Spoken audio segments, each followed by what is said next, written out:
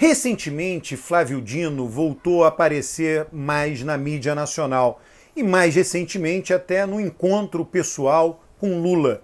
Isso me fez pensar em algumas vantagens de Flávio Dino como candidato a presidente. Talvez eu já tenha falado disso em algum vídeo, mas talvez não totalmente de todas as vantagens. A primeira, eu vou elencar aqui algumas vantagens de Flávio Dino, candidato a presidente, tá?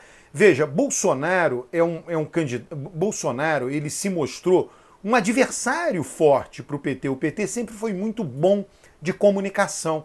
E Bolsonaro se mostrou também muito bom de comunicação. E Bolsonaro teve a capacidade de mobilizar novas questões. Ele mobilizou a questão cultural, ele mobilizou a questão moral, ele mobilizou a questão religiosa, ele mobilizou a questão repressiva, temas novos da segurança pública, polícia, né? E Bolsonaro faz isso com muita agressividade, né? Então, quando eu penso num candidato que tenha condições de enfrentar Bolsonaro, evidentemente um candidato pela esquerda, uma vez que Bolsonaro ocupa o terreno da direita, eu sempre penso nesse candidato como alguém que tenha vontade de poder, né? O candidato tem que ter tesão, né? O candidato não pode ser, como eu diria, um picolé de chuchu, né?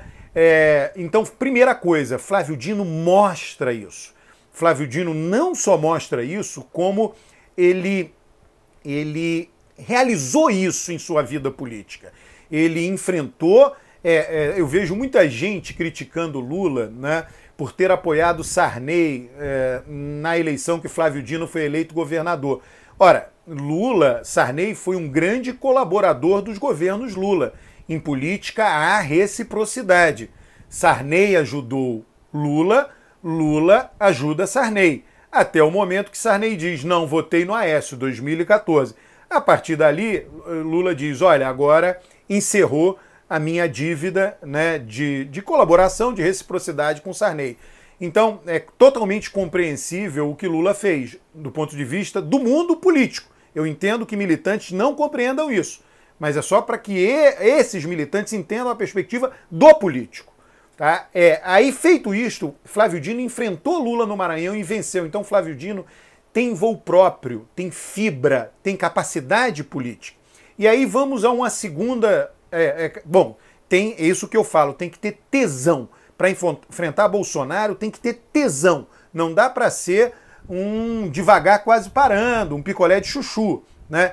E isso Flávio Dino concretizou como em sua carreira política? Sendo eleito para vários cargos, deputado, perdeu eleições, disputou a prefeitura de São Luís, ele foi líder de sua campanha, duas campanhas importantes, vitoriosas, campanha para ser eleito e reeleito governador do Maranhão. Isso não é pouca coisa, ele tem experiência de campanha, experiência política de campanha, ele lidera uma campanha, ele sabe dar rumo para uma campanha, arrecadar, colocar gente em volta dele, colocar os aliados, fazer as negociações por conta própria, sem ajuda de ninguém.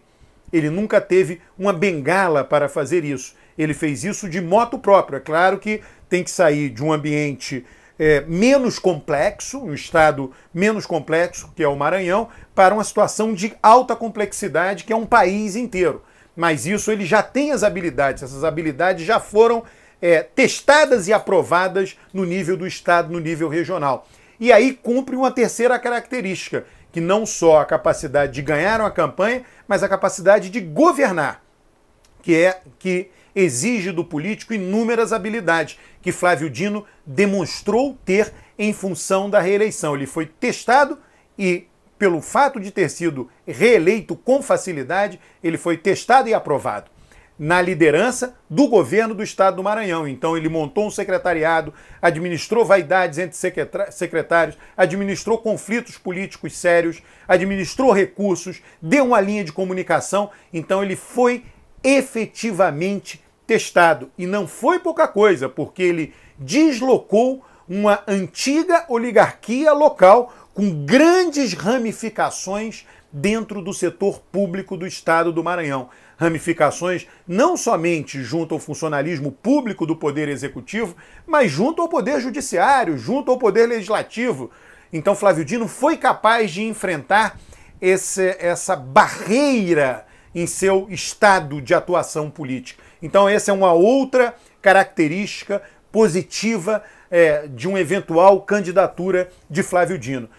Indo adiante, ele é do Nordeste, tem sotaque nordestino, é importante para que a esquerda volte a ter um candidato, ou volte a ter uma candidatura, uma capacidade maior de competitividade. A vantagem de 10 pontos que Bolsonaro abriu sobre Haddad não foi uma vantagem pequena. Vale lembrar, Dilma, quando venceu Serra, venceu por 12 pontos de vantagem. Então, é uma vantagem relativamente confortável, relativamente folgada. A eleição mais apertada que nós tivemos foi quando Dilma derrotou Aécio com uma vantagem de 3,4 pontos percentuais. Então, a eleição passada não foi uma eleição apertada.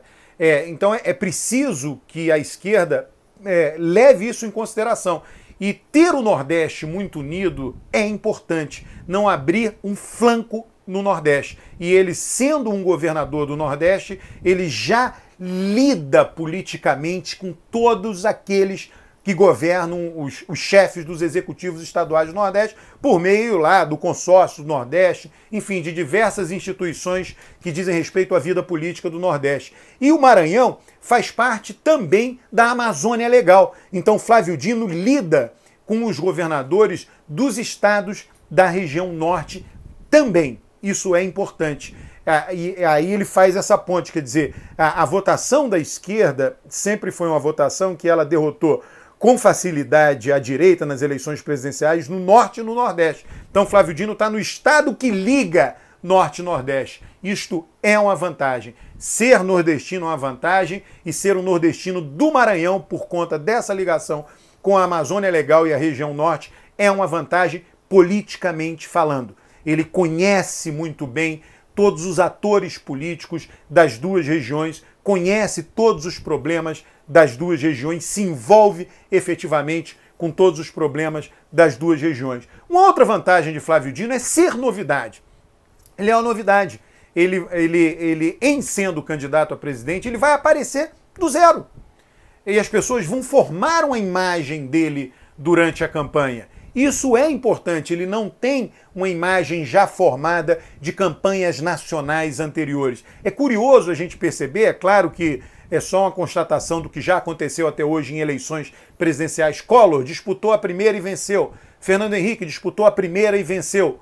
Lula disputou várias, mas foi crescendo de eleição para eleição. Só aí venceu. Dilma disputou a primeira e venceu. Bolsonaro disputou a primeira e venceu. O único caso de um político da Nova República que tenha disputado a eleição presidencial e que não tenha vencido de primeira é Lula, um partido. Ele, inclusive, a derrota para Collor foi uma derrota apertada. Né? Ambos ali estavam disputando a primeira eleição, todo mundo ali estava, diga-se de passagem.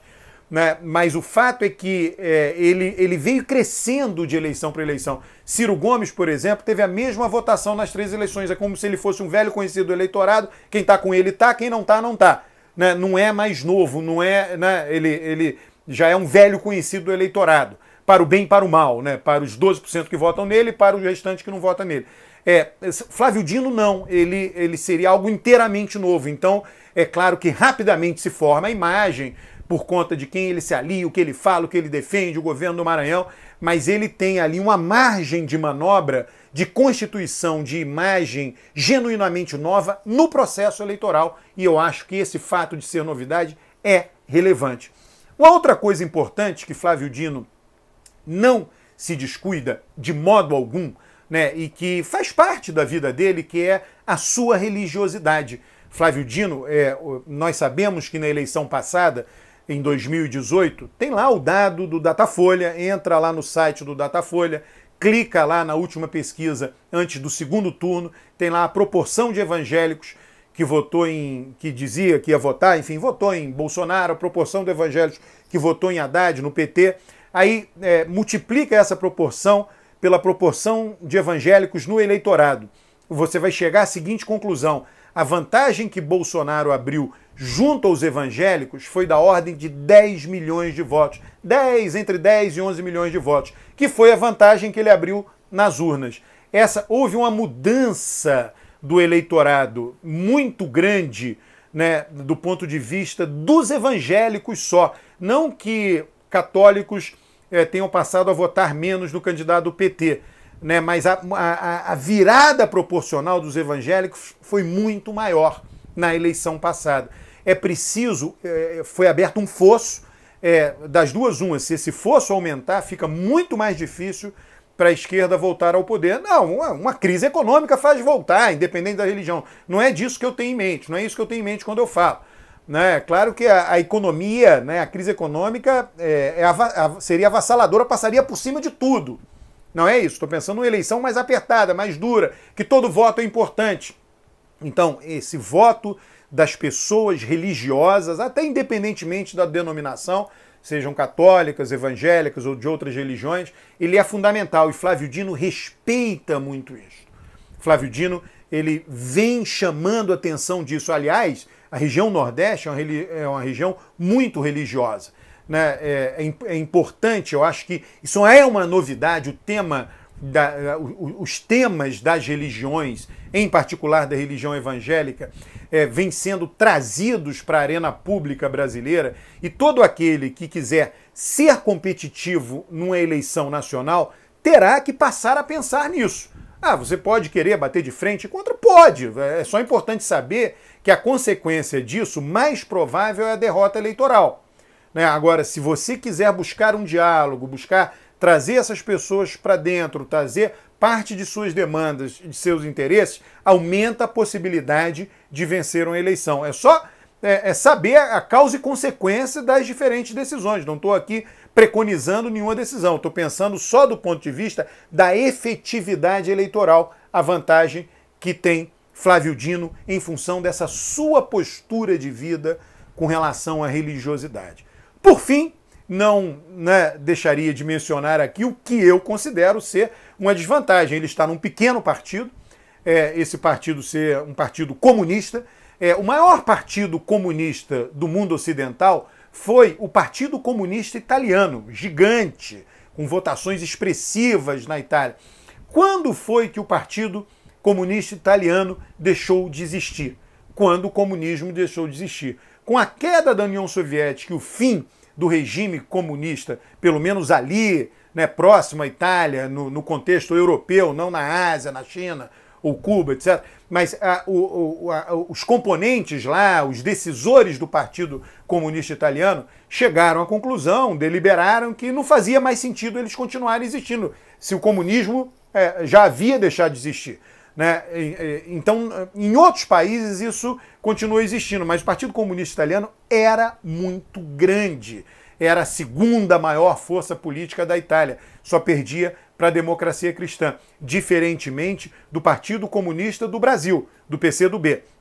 Então eu considero que para ser candidato a presidente, Flávio Dino tem esta dificuldade, pertencer a um pequeno partido e pertencer a um partido cujo nome, em função dessa imensa polarização na qual nos encontramos, não ajuda. Eu só estou falando de fatos, eu não estou criticando, dizendo, sendo contra ou a favor, só estou dizendo de fatos, pensando na vitória eleitoral, pensando com esse objetivo de ganhar as eleições. Afinal, ninguém quer a reeleição de um governo tal como está aí, que incentiva o assassinato de indígenas, incentiva o assassinato de pretos e pobres por meio da polícia. Eu acho que tem prioridades, a morte perpetrada por quem deveria defender a vida, que são os agentes do governo, do Estado, é algo absolutamente inaceitável. E nós sabemos que isso está acontecendo no Brasil.